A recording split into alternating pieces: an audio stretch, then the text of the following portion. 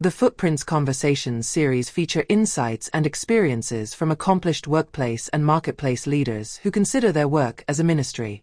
The Footprints Conversation this week is part 1 on finding real wealth with Mr. Zacch, based on Luke 19 verses 1 to 10.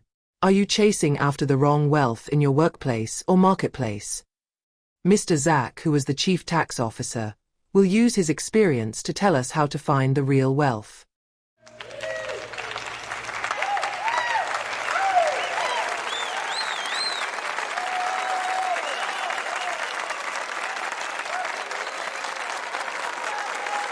Frankly, I never imagined that one day I would have the opportunity to share my story. I would like to do this in 3 parts. 1. When I was into corruption and delusion of wealth.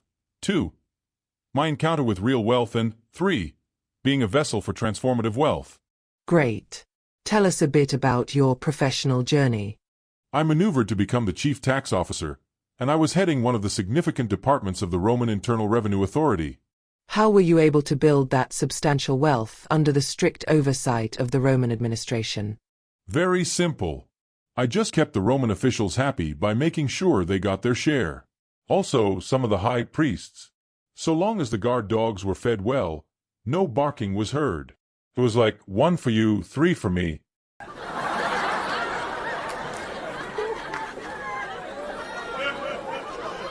So, the corruption was pervasive, from the top Roman officials who were supposed to have oversight of the revenue and the high priests who were supposed to see to the welfare of the people with the revenue?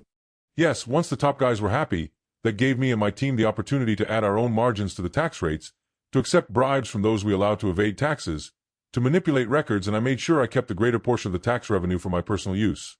Did you feel any guilt that you were using the money from the taxes that was meant for the roads, hospitals, schools, and other social services? No guilt. None before I met the Lord. Everybody was doing that.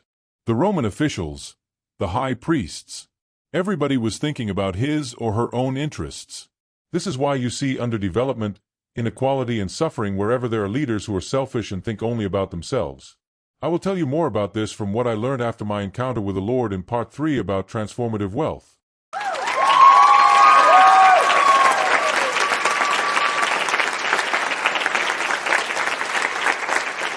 Okay, we are looking forward to that. Were you satisfied? Did you have peace of mind? No. You will never find anyone who built his or her wealth from corruption, bribery, and extortion satisfied, content, and at peace. You may be surrounded by affluence and could buy even silence and fake respect. But influence is more than affluence. Influence that adds positive value to other people's lives brings satisfaction, impacts, and peace of mind.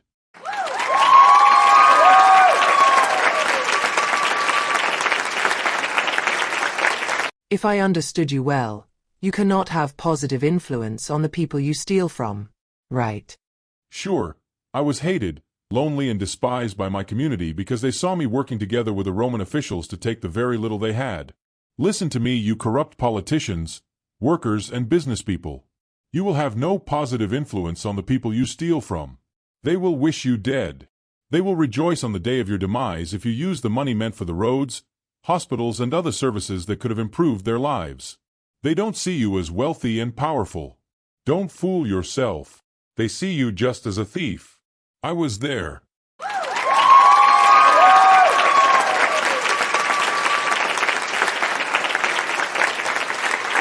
So, the affluence, success, status, and power that people who chase after ill-gotten wealth think they will have are just delusion? Yes. I had one of the biggest houses in Jericho filled with all the costly furniture, furnishings, decorations, and foreign artifacts. But it was empty of love and happiness. Why are corrupt officials always on edge, looking over their shoulders and worried about other thieves? Because thieves don't share.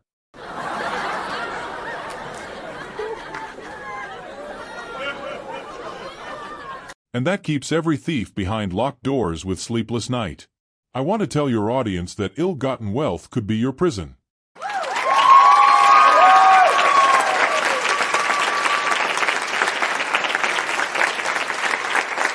Thanks for sharing this. Ill-gotten wealth could be your prison. Great insights. We are anxiously waiting for part 2 to know how you escaped this prison when you encountered the Lord. Before then, audience, join me to show our appreciation to Mr. Zacch.